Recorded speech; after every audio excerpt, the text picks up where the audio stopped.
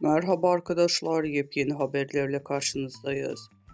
Elçin Sango, medyayı sev ama esiri olma diyerek düşündürdü. Güçlü metaforlardan oluşan kısa filmde medyanın gerçeklik algısının nasıl çarpılabileceğini gözler önüne seriyor. Elçin Sango'nun fotoğraflarında görünmemesinin medya tarafından tükenilen bir figür haline getirildiğinde gerçek kimliğinin kaybolduğunu sembolize ediyor. Medyaya esir olamam uyarısı insanlarda medya tüketiminde bilinçli olmalarını hatırlatıyor.